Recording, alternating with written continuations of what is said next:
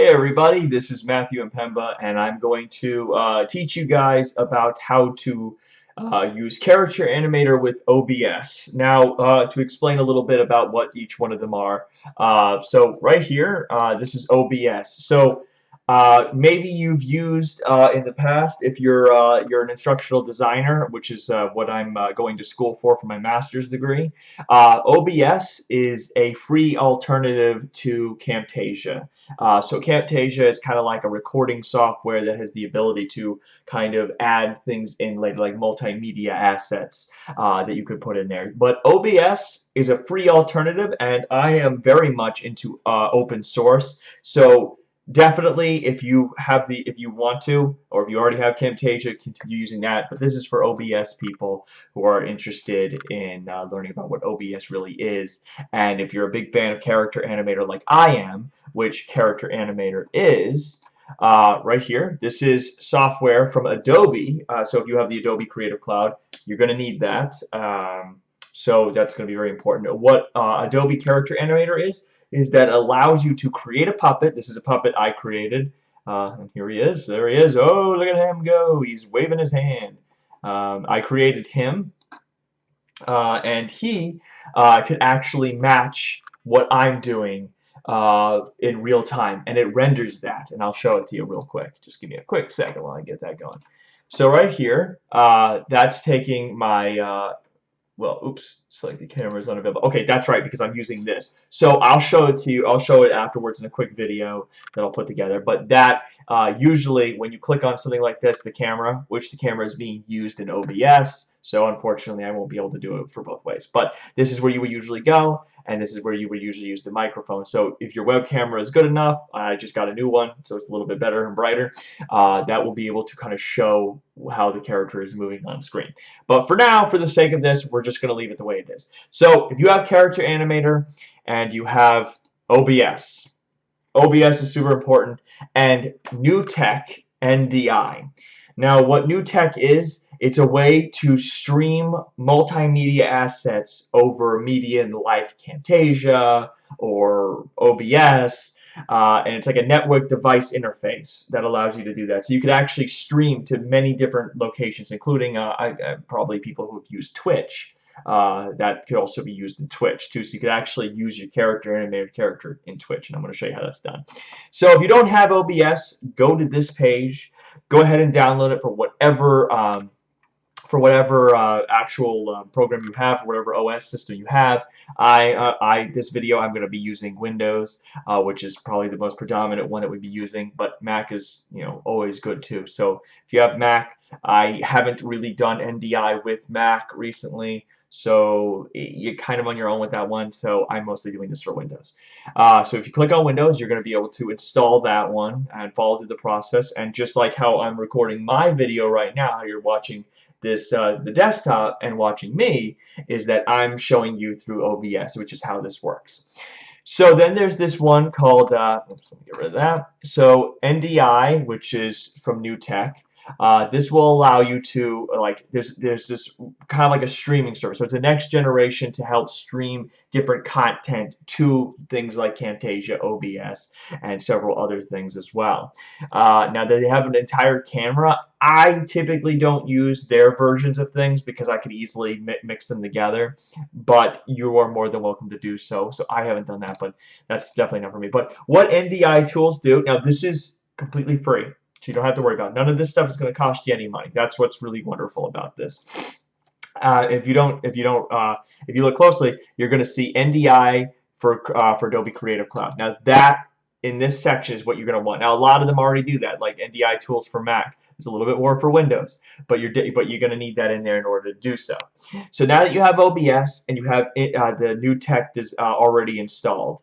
Now, before you do install this NDI tools for Windows, the thing that you're going to need to do is if you already have Adobe, so if you already have Adobe Creative Cloud. Now, Adobe Creative Cloud, you should already have that installed, and you should already have Character Animator installed. That's the most important thing, because if you don't, New Tech, the NDI tools for Windows, needs to be placed in after you've already installed your character animator, because what's going to happen is, oh, it's already updating on that one, but what's going to happen is that once you install Adobe Creative Cloud and you install character animator, then, but here's the secret, this is one of the big secrets, and I want to tell you guys right off the bat. For some reason, the new NDI tools for Windows has so much problems with installing it directly to things like Character Animator. They may have patched that, but what I would do first is download Adobe Creative Cloud, download Character Animator, and download Adobe Premiere Pro. Download Adobe Premiere. I don't think Pro is part of it. I think Pro is part of the package if you get it. Download those two. For some odd reason, I don't know why this is, but if you don't download Premiere and you download NDI tools for Windows, then you're going to, then for some reason it doesn't carry over. Like, it won't even allow you to use it in Character Animator, which is really weird. I don't understand why it does that, but go ahead and download Premiere just to be on the safe side. Then once you install the NDI tools for Windows, let me just make sure it's still loading up, but it's not a big deal. If you already see the mainframe of that one, I'll show you in a little bit. But then you'll install that after you've installed those two products. This will be placed, this NDI for Adobe Creative Cloud will then be placed in a specific folder within your Adobe software that you are downloading. Now, I can't vouch for those of you who aren't using legitimate copies of Adobe, which I know some people don't, but I can't say for certain if that's going to carry over correctly. You may know something that I don't, but this is how you do it if you already owned Adobe Creative Cloud, so that's going to be important. So then you're going to install this. Now, another big thing that you're going to want to install is the OBS NDI, the new Tech NDI integration into OBS. Now, this is interesting because this is going to be straight from GitHub. This is actually created as a third party. Very simple setup. All you have to do is go over here. I think it was GitHub. Scroll down. Oops. They may have changed a couple things recently. Let's see.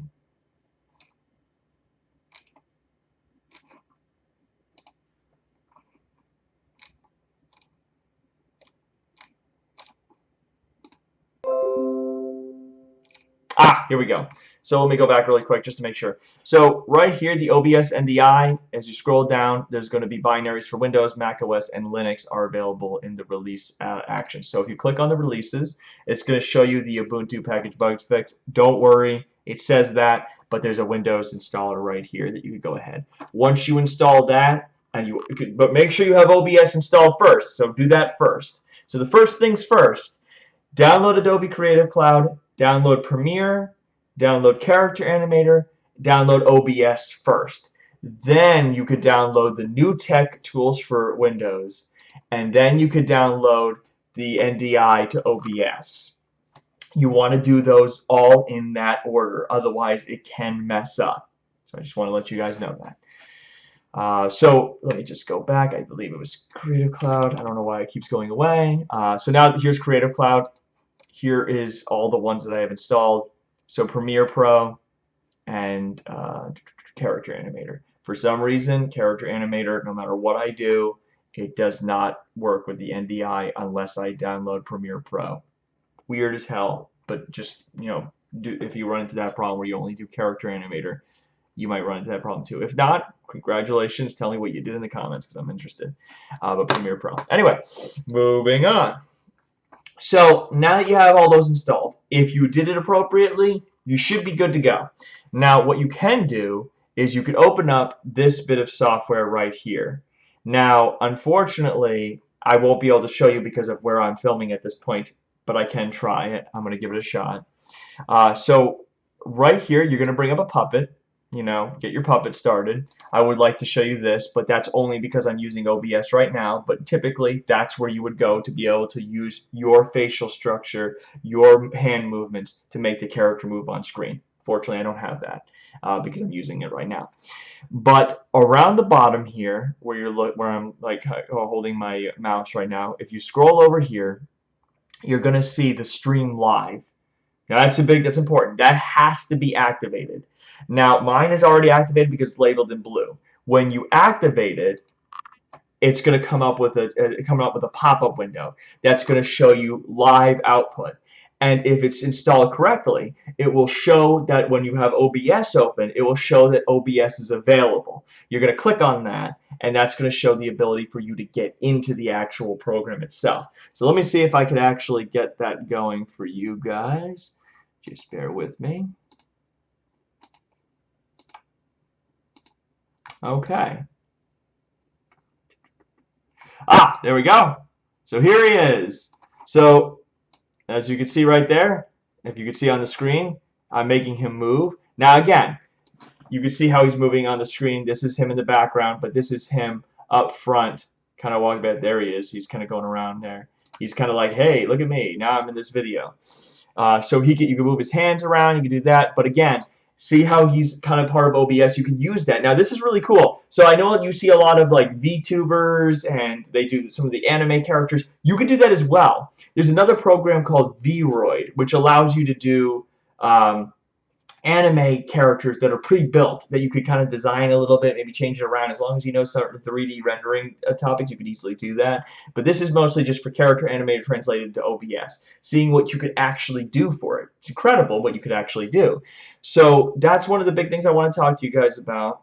And now remember, make sure you set it up in the exact order that I told you, because once you do that, it's as simple as 1, 2, 3 of getting these characters in there. And again, this will look a little bit different because these two things will be available to me, but unfortunately, due to me using my OBS already, which you probably won't be doing, is that I'm using that to film myself talking to you guys rather than having that. But I thank you guys for watching, and if you have any questions or concerns about what we talked about, I will gladly go through every single step with you. And it's a lot of fun, and I hope that you guys are just as excited as I am to use your own personalized character in your videos. Have a great day.